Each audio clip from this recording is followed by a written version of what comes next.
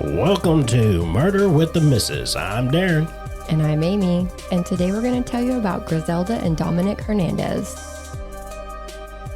Don't forget to smash that like button and go and check us out on YouTube, Spotify, Apple Podcasts, Podbean, and Facebook. Like, share, subscribe, and don't forget to tell your friends.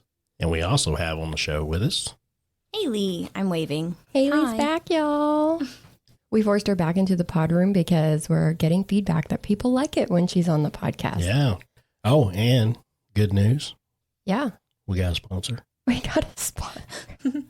Yay. Yeah. So we will put his ad on around the middle, just so you guys know. Yep. Little warning. It's fun to listen to, too, Yeah. so you'll be We're good. just excited. We got a sponsor and everything. It's a great company, too. It's a big step for us. Yeah, so listen in all the way through. That way you guys can hear who it is. That way Show you guys them can some go check them out. love. All right, let's get on with the story. Okay, this is a extra trigger warning episode. We will be discussing child death. I know we generally steer clear of these types of cases, like cases involving children, but I found out about this case and wanted to share their story. We don't always have a resolution to the cases that we cover, so I like to include a solved one every once in a while to show that there is hope. It does happen. And this is also one that highlights some quick action on law enforcement's part. We usually have a rant about shitty cops, and this one is a good way to show that, yes, there are a lot of cases like that, but that's not always the case. We're going to see good cop and bad cop shit in this one. And it's a very interesting case I wanted to share. I also like to use these as bewares. All right, I'll prepare myself Get ready. because I don't like the kid ones, No, but I'll be ready. you're a trooper.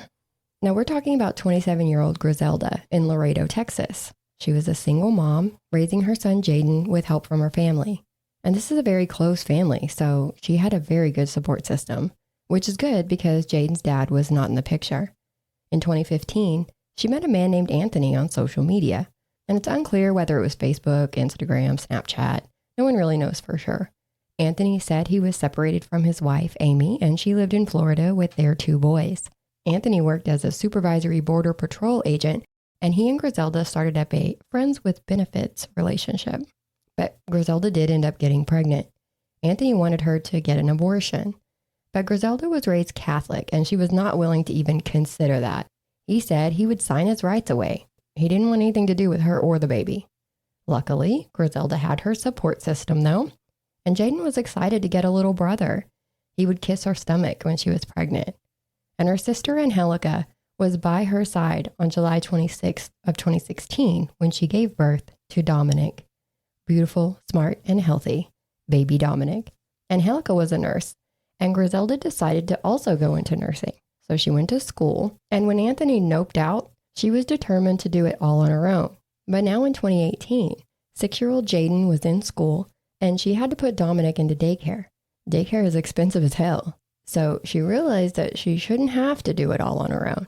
So her and her best friend Adriana did some investigating. They found out that Anthony was definitely married, not separated. They found out where he lived, worked. They even compared pictures of Dominic to his youngest child with Amy, and they were almost identical. They looked so much alike. It's not too hard to find that shit, these days. Right. Everyone lives on the internet. Oh, yeah. People are always posting their whole lives out there. Everything. Oh, yeah. There's some that, not to say that they get a little ridiculous with it, but They put where they are. They put post where pictures they're of at. their house. They post everything. Everything. And then you've got all these internet sleuths these days too that can just pull up a picture and see all the data, like where it was taken, when it was taken. Exactly. There's pins on everything. And even on Facebook, some people post where they work. Oh, and yeah. things like that. Yeah. Oh, yeah. Everything. So she reached out to him, letting him know that she was going to have to go ahead and file for child support with the state. He was irate at first, according to her family. They had never even met him, but Grizelda kept them up to date and showed them a picture of him, so they knew that much. But he was worried about how this would affect his marriage and his job. In their messages, you can see that when she would bring it up, he would deflect, and he wouldn't call him Dominic. It was always the baby. By March, he had been served in the child support case, and he decided that he wanted to meet Dominic. He tells Grizelda, in a few weeks, I don't think you're going to want to be my friend. Well, what the fuck does that mean? Sounds like a threat, right? Well, yeah. Yeah. Why? Why would you not want to be his friend? What's he about to do? Well, I mean, you did it. Mhm. You Exactly. created this life. Exactly. This is called Manning the fuck up. yes. That was a nice way to put it.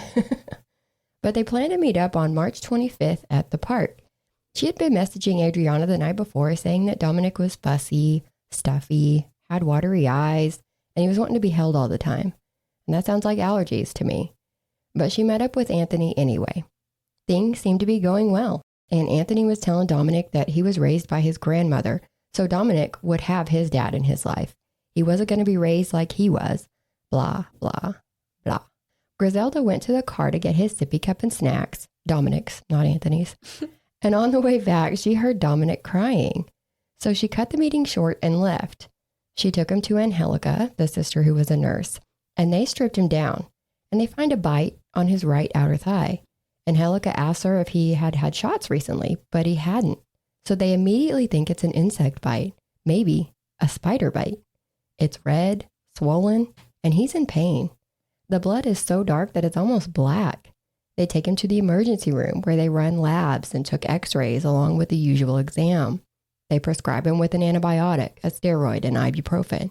They write it up as an allergic reaction to an insect bite, and they tell her to follow up with his pediatrician and sent them home. No, that doesn't sound right to me. Right? Red flags, red flags. Mm-hmm. Well, hold on to your biscuits because it's about to get worse. His right foot had been colder than the left one, so Angelica had told Grizelda and their mom, because Grizelda lived with her mom, to keep an eye on that as well. The next day, it wasn't better, so Grizelda calls the pediatrician who couldn't get him in until that afternoon. But Mom took them to urgent care, and they ended up at the pediatrician as well, because everyone was just saying to give the meds time to work. The bite was in the muscle, so it was going to be painful, and they needed to just wait a little bit. He actually saw his pediatrician multiple times.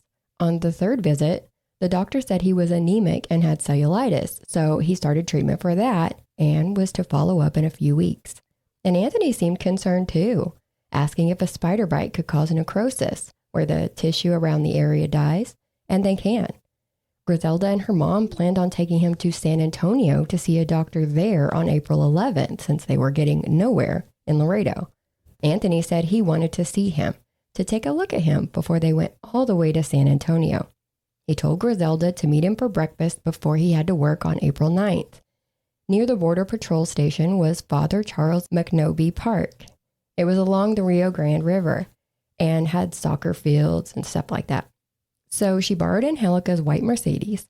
They dropped her off at work, went to Chick-fil-A and got her breakfast and brought it back to her. That was sweet. Dominic was in the back seat wearing a Baby Yoda shirt that said, "Lucky I am," and eating his nuggies. Breakfast of champions. You didn't read his shirt right. Lucky I am? Lucky I am. Oh, that was Just amazing. kidding. But it is always a good time for a chicken nugget. It's never a bad time, right? Man, we need to clip that. That was great. On the way to the park, they stopped at Adriana's house so Grizelda could use the bathroom. She came out asking, "How do I look?" So she obviously wanted to look nice when she went to see Anthony. She is seen on the camera parking and then reparking in the parking lot at the park. She's seen pushing Dominic in a stroller, almost out of camera range. A police officer said they did see a woman pushing a stroller that morning on the path just before 10 a.m. Now, BPA Dennison is training someone and sees a gate open, so he pulls into the area to check it out. He sees Border Patrol Supervisory Agent Ronald's Kilo. And that's what they call the work trucks because they have identifying numbers that start with the letter K. But he sees Ronald's Kilo barreling down the dirt path. Maybe not like you think, but fast for a bumpy dirt path, so it caught his attention. He comes up to Dennison, who asks him what he's doing. Ronald says he's exploring, asking if he knows what's over there, and points to a brushy area. Dennison says it's an ATV track. So Ronald asks if it has an exit. Dennison tells him, "I don't know, go check." And Dennison and his trainee leave. At 11:20 a.m., Border Patrol Agent Ronald radioed in that he found an injured woman on a trail near the bank of the Rio Grande, over towards that brushy area, remember? Now BPA Laura gets to the scene with Ronald. He gets 2 pairs of gloves and gives one of them to Ronald. And he asks, "Where is all this blood coming from?" Ronald says, Let's find out, before he grabs the body without gloves on and picks it up, kind of turning her on her side because she was face down. Then he puts her back down. Laura finds out that Ronald only called it in on the BPA radios. Him being a supervisory agent, he should have called it in everywhere. Laura calls in to see where the backup is, and Ronald walks off.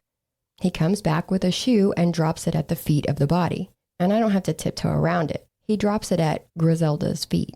You named these episodes after the victims, so we all know it was Grizelda that they found. Yeah, true. Now Ronald's walking around the crime scene like an idiot, dragging his feet in the dirt around the body.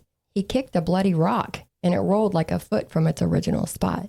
With this crime scene being so close to the border and the river, the initial theory was that this was a smuggling situation.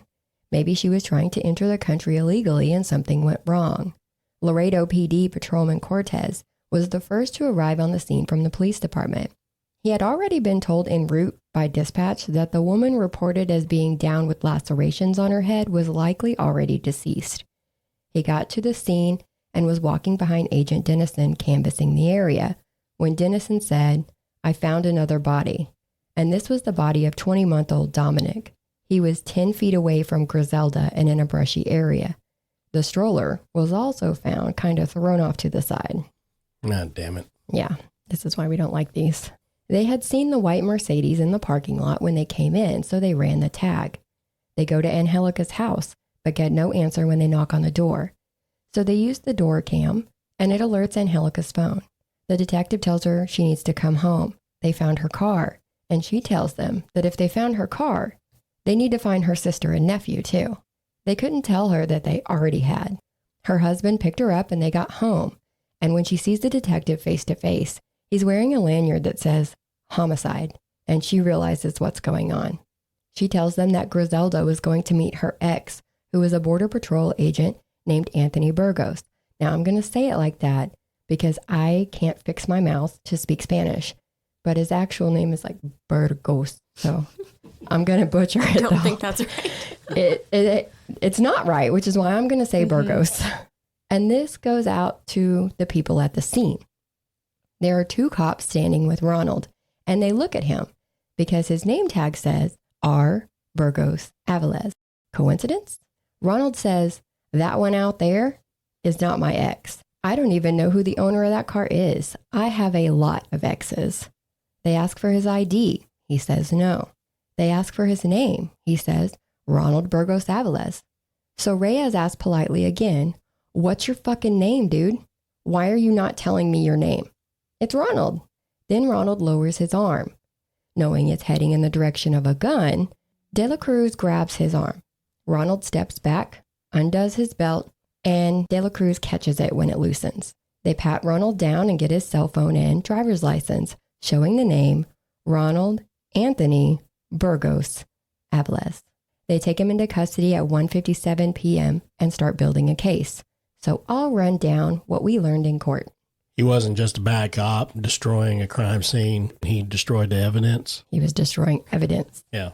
Why not do all that before calling it in? He's the one who called it in. That is so ridiculous. Oh my gosh. It makes no sense, right? Makes no sense.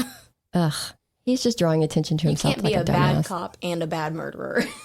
Apparently you can. He's like, "Hey, where's that trail go to?" Yeah, exactly. And they think that he panicked, because he had already been seen by other Border Patrol agents, so he had to call it in quick, or they would have questioned why he took so long to call it in. So, it kind of comes together. Now, this seems like a good time to take a small break because we got that sponsor. And now let's take a quick break for a word from our sponsors. If you live in an apartment, it can be murder to get laundry done. There is a better way, and it will keep you out of prison. Since 2008, My Laundry Solutions has been your number one choice for washer and dryer rentals. Ask about My Laundry Solutions in your apartment leasing office or schedule online at mylaundrysolutions.com. They are available in Tulsa, Oklahoma, Springfield and Joplin, Missouri, Little Rock, Arkansas, Sherman, Dallas, Houston, and Lubbock, Texas. So many places. No credit check, free service. Your account is available online, and they professionally install. Check out mylaundrysolutions.com or call 4411 today. It would be criminal not to give them a shot. Beautiful. There it is, My Laundry Solutions. Our first ad. Yep. It comes out that when Ronald and Grizelda met online, he was using the name Anthony Burgos. I've told you about the stuff up to 2018. Now, when they met at the park on March 25th and Dominic got that spider bite, it came out that Ronald was actually scheduled with the Texas Attorney General to have a paternity test in their office on the 27th, 2 days later. He didn't show up for this appointment. On the 28th, he tried to set up another meeting with Grizelda, but it was canceled due to weather. On April 4th, we know he switches from communicating with her through Facebook to using Snapchat, where the messages disappear. On the 7th, he was caught scoping out the church, and he tried to set up another meeting on the 8th, but ended up rescheduling. You see, he knew that the cameras were going to be down on the 9th. Ronald's neighbor's camera, though, shows his driveway at the edge of the image. We know Ronald went on shift at 6 a.m., so you see him leave at 5:47. His wife leaves at 7:11, and then at 10:27, you see a kilo truck pull into Ronald's driveway. They were able to actually track that truck all the way through town by cameras. At his house, he gets out, and you can barely see his legs. He is wearing shorts and tennis shoes. He is not in his uniform anymore. When he leaves the house 9 minutes later at 10:36, you can see his feet, and he is in boots. Okay, so he was at work in his uniform, changed his clothes to kill them. Yep. Went home, took a shower. Yep. And went back to work? Exactly. Okay. Did he get his shorts and stuff to test it? I will tell you right now that they never found his clothes or the murder weapon. So was the rock that he kicked the murder weapon? Nope. No. Good guess. Yeah. It was the rock at Border Patrol. So he got rid of the stuff somewhere along the way, too. Had to. Had to have. Yeah, since they never found it. Where'd it go? But his defense at trial made it seem like he went home because he had forgot to take his lunch with him that day. Now remember that their cameras were down, but apparently the DRI had cameras too, and they were working. And one caught a picture of Ronald's kilo truck in an area the opposite direction where he had Grizelda parked that morning. His radio also turned off in that area, which happens when the truck is turned off. Prosecutors say he came in the back way and found a place to lay low and wait. There was an area where Grizelda was found that the grass was tamped down, showing that he had crouched in the bushes, basically. Then he jumped out and attacked Grizelda. She fought back hard. They estimated that this took place sometime between 9:55 and 10 a.m.-ish, somewhere around there. And here's the trigger warning, remember? She fought so hard that she came out of her shoes. That's the shoe that he dropped at her feet in front of all the other agents. Yeah, he just happened to go over there and get it and then brought it and dropped it in the crime scene. She was stabbed 27 times. Most were in her neck, but also her head, shoulders, arms, back, collarbones, face, and hands. It was horrible. She even broke her wrist in the fight. Then he took her phone and went to the stroller. Dominic played with an old phone. He would watch videos and play games on it. And Ronald took him out of the stroller because they found Grizelda's blood on the straps, so they know. He carried him about 15 feet away and laid him down under a tree in that brushy area. He lifted his baby Yoda shirt over his face and stabbed him in the chest. When that didn't kill him, Ronald stabbed him in the neck. Dr. Ray Fernandez, who did the autopsy, said that he would have been alive for 5 minutes before going into shock from the blood loss, but it would have been 10 minutes until he died, saying it's rapid, but it's not instant. Apparently in that fight, he lost a belt keeper from his belt. He did get it from the scene, and it was found under his truck seat with Grizelda's blood on it. There was also a smear of blood on the tailgate, and it was of Dominic's blood. The only radio transmission that Ronald made that day was when he found Grizelda's body. And they said that was very odd to be on shift for 5 hours and have not radioed in that he had, cleared an area or done whatever he was supposed to be doing that day. And when he was taken into custody, they put him in the back of another kilo. He asked if he could take his Border Patrol shirt off because it was an embarrassment. On the way to the station, when they stopped at a red light, he turned his body away from the window and then slides down to where he can hide underneath it. Chicken shit. He was worried about his image. He didn't want to be seen in the backseat. Exactly. He's always worried about his image. Now, in court, Agent Lara talked about being at the station giving his statement afterwards, and he heard that the victim was Ronald's side chick. He asked a supervisor there who corrected that, telling him that the woman was the mother of Ronald's child and the baby found was his son. And Lara broke down on the stand, saying that they were supposed to be the good guys. He's supposed to be watching my back. I was heartbroken. The herd of defense attorneys made their way to the bench and demanded a mistrial, similar to the Sarah Boone case, because when he said they were supposed to be the good guys, someone in the gallery said, "Thank you. Yes, exactly." The judge said he looked at the defense table waiting for an objection, but they didn't object. So he just advised the court on what they can and can't say during testimony, and the trial went on. Just the facts, sir. That's basically what he said, you know. He's like, you can talk about facts, but you can't put your emotion into it and things like that. Now, the medical examiner on the scene that day did not actually do the autopsy. Remember, Dr. Hernandez did.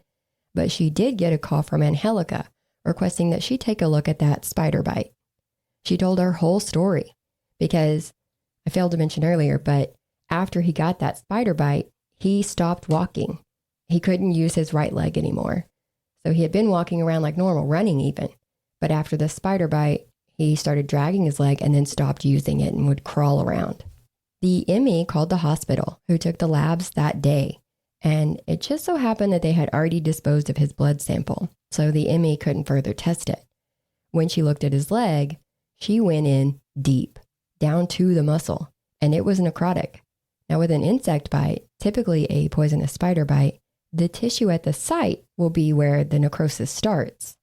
And she said the hole in his thigh looked consistent with an 18-gauge needle mark.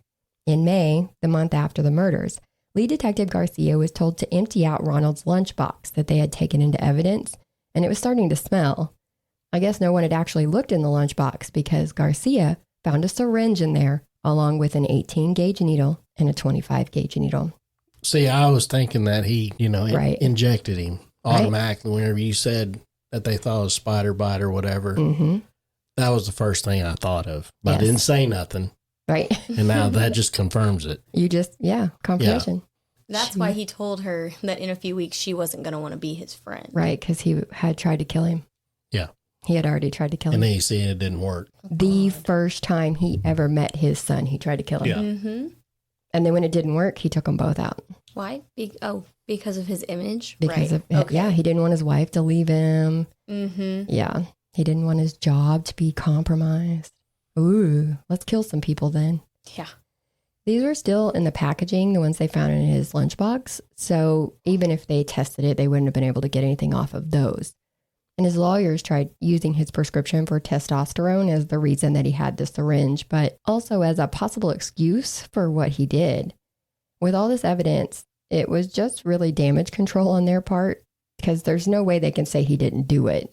They said that the combination of phentermine and testosterone could cause psychosis and affect thinking processes. And a lot of people ask why they didn't just test for something foreign in Dominic's leg or in his system, period, to see exactly what he was injected with. But as the ME pointed out, it's not that simple.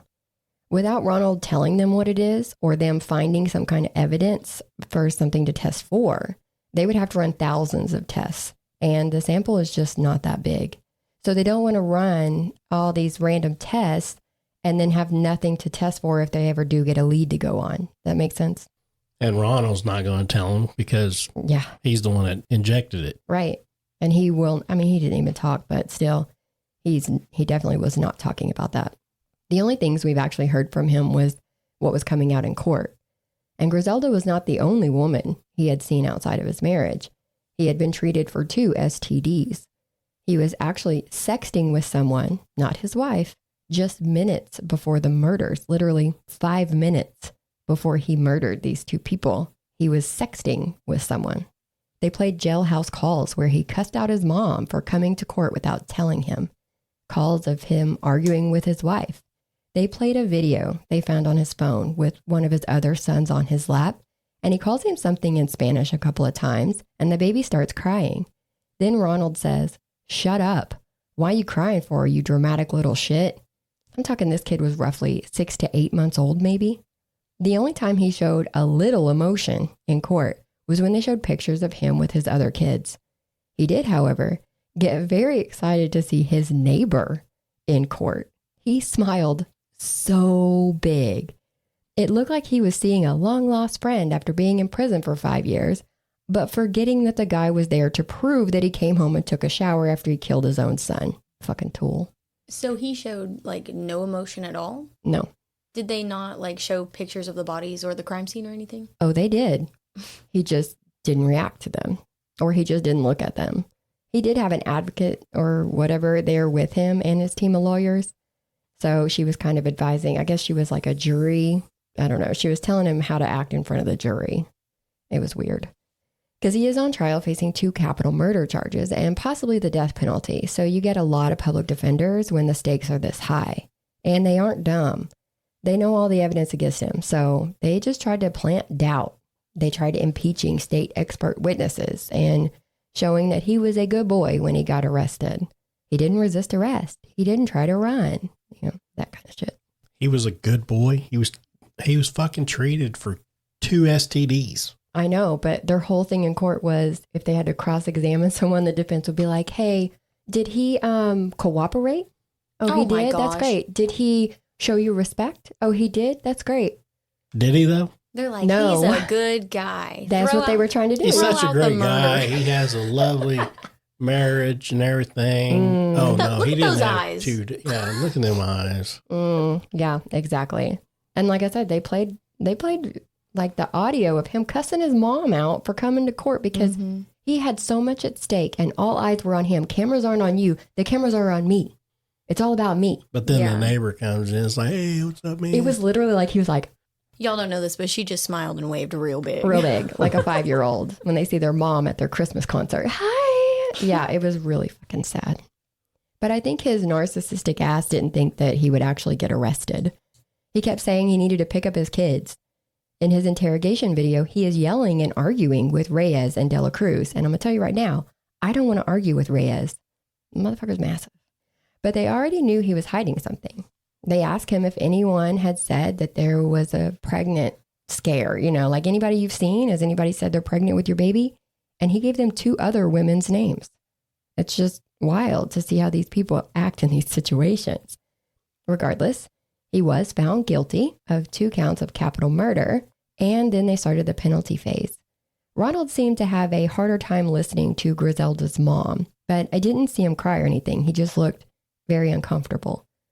But in the end, he was sentenced to life without parole for each count to run consecutively. And there is an argument for LWOP and the death penalty.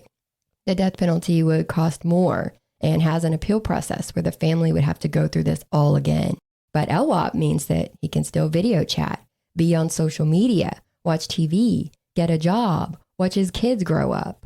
So basically everything that Grizelda will not ever be able to do again. Exactly. Or the baby. Exactly.